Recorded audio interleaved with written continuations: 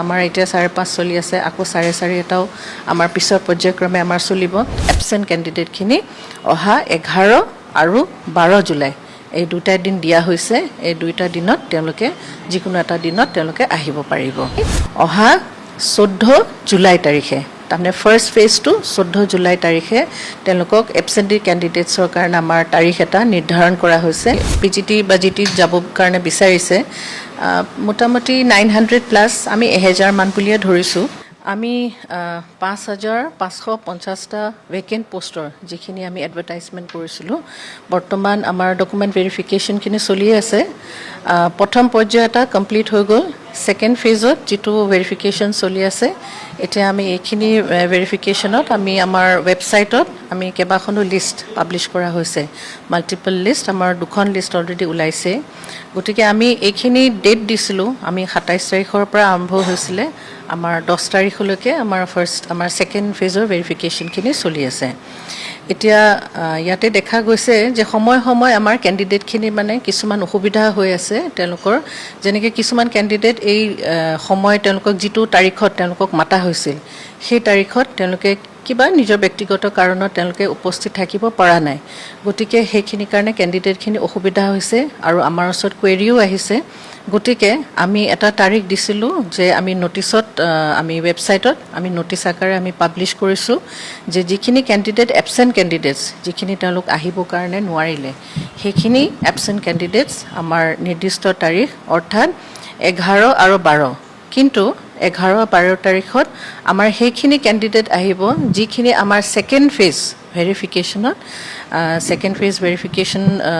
যিটো আমাৰ 27 জুনৰ পৰা 10 জুলাইলৈকে যিখিনি কেণ্ডিডেট আহিব নোৱাৰিলে, সেইখিনি কেণ্ডিডেট এবচেণ্ট কেণ্ডিডেটখিনি অহা 11 আৰু 12 জুলাই এই দুটা দিন দিয়া হৈছে। এই দুটা দিনত তেওঁলোকে যিকোনো এটা দিনত তেওঁলোকে আহিব পাৰিব। আৰু তাৰ উপৰিও আমি অলপতে গম পাইছোঁ যে যিহেতু আমাৰ বাৰাক ভেলী ফালে অৰ্থাৎ আমাৰ কাছাৰ, কৰিমগঞ্জ, হাইলাকান্দি সেইখিনি জিলাত আমি গম পাইছোঁ যে আমাৰ মানে লেণ্ডশ্লাইড হৈছে, ডিমা হাছাওতো লেণ্ডশ্লাইড হৈছে। গতিকে ক'ৰবাত ৰোড ব্লকেজ হৈছে, বহুতে আমাক জনাইছেও তেওঁলোক আহিব পৰা নাই। সেইখিনি কেণ্ডিডেটো আমি গম পাইছোঁ তেওঁলোক আহিব পৰা নাই, তেওঁলোকৰ অসুবিধা হৈছে। গতিকে সেই অনুপাতে আমি আকৌ ৱেবছাইটত পাব্লিছ কৰিছোঁ নটিচখন, আৰু তেওঁলোকক আমি দুটা তাৰিখ দিছোঁ, 11 আৰু 12 জুলাই।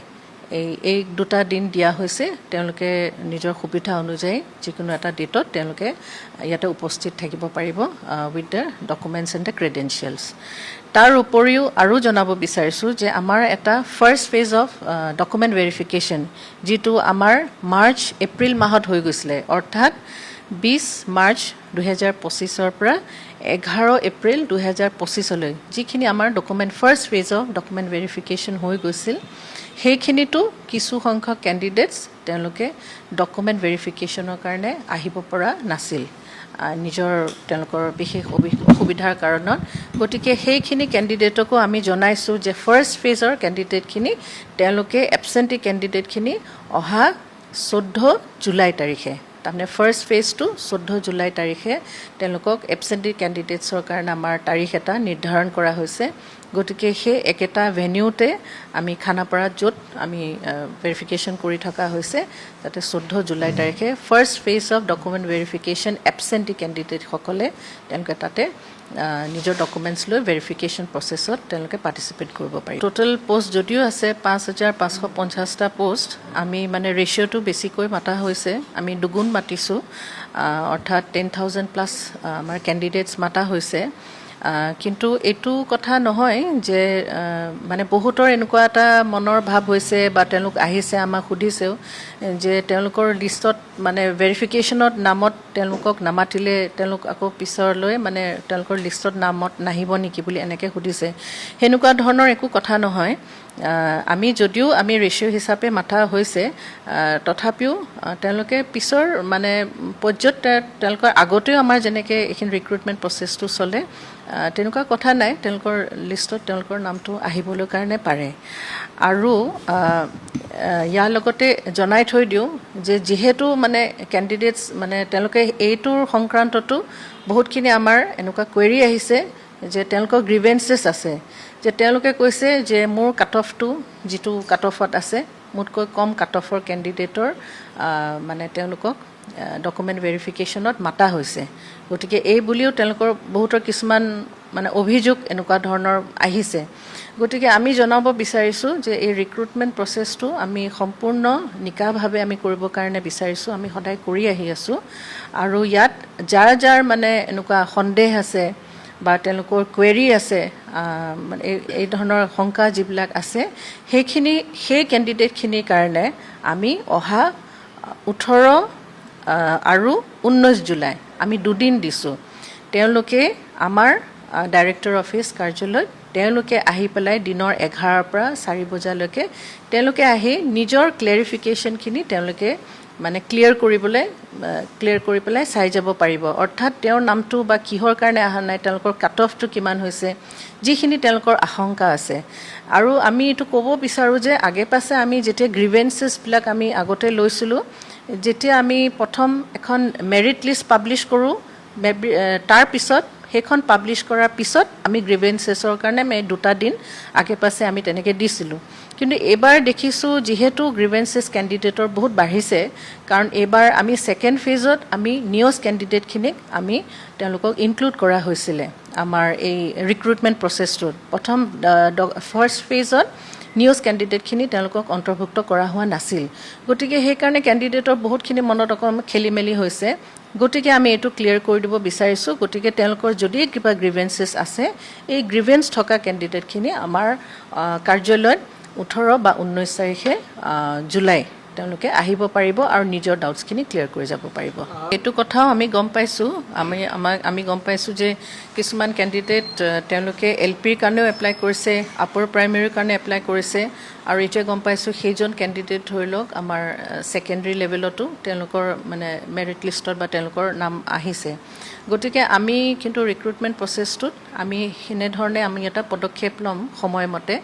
যাতে এজন কেণ্ডিডেটে মানে বেলেগ পোষ্টবিলাক যাতে তেওঁলোকে ৰাখি নথয় গতিকে এইটো ফেজ ৱাইজ হ'ব এতিয়া আমাৰ বৰ্তমান এইটো ফেজ চলি আছে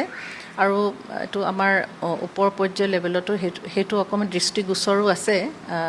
আৰু সেই অনুপাতে আলোচনাও কৰা হৈছে আৰু সেই নিৰ্দেশ অনুযায়ী আমি সেনেকুৱা ধৰণৰ এটা পদক্ষেপ লোৱা হ'ব যাতে এজন কেণ্ডিডেটে কেইবাটাও পোষ্ট তেওঁ মানে অকুপাই নকৰে যাতে পোষ্টখিনি বেলেগ কেণ্ডিডেটক মানে ডিপ্ৰাইভ কৰা নহয় হয় তাৰমানে আমি যেতিয়া এডভাৰটাইজমেণ্টটো কৰা হৈছিল তেতিয়া সেইখিনি সময়ত এনেকুৱা ধৰণৰ এটা পৰ্যায় আহিব বুলি আমি মানে ভবা নাছিলোঁ বা আমি গমো পোৱা নাছিলোঁ কাৰণ ৰিক্ৰুটমেণ্টখিনি চবতে একেলগে এতিয়া সমানে আৰম্ভ চলি আছে গতিকে এইখিনি আমি দূৰ কৰিবৰ কাৰণে এইখিনি এটা ব্যৱস্থা কৰা হ'ব আৰু আমি ভাবোঁ কেণ্ডিডেট কোনো আমি ডিপ্ৰাইভ নকৰোঁ পোষ্টবোৰ মানে অযথা মানে সোমাই পেলাই মানে পোষ্টখিনি যাতে মানে মানুহো নাপায় আৰু আমি বেলেগকো আমি ডিপ্ৰাইভ কৰোঁ সেইটো আমি হ'বলৈ কাৰণে আমি চেষ্টা কৰিম যাতে সেইটো যাতে আমি ডিপ্ৰাইভ কৰা নহয় আৰু এতিয়ালৈকে NOC GT PGTৰ কাৰণে আমাৰ যিখিনি তেওঁলোকৰ আমাৰ টিচাৰ যিখিনি PGT বা GT যাবৰ কাৰণে বিচাৰিছে মোটামুটি 900+ আমি 1000 মান বুলিয়ে ধৰিছোঁ গতিকে সেইখিনি পৰ্যায়ক্ৰমে আমি সেইখিনি পিছত তেওঁলোকে জইন কৰাৰ পাছতহে আমি ক'ব পাৰিম যে এইকেইটা ভেকেণ্ট পোষ্ট হ'ব কাৰণ জইন নকৰালৈকে আমি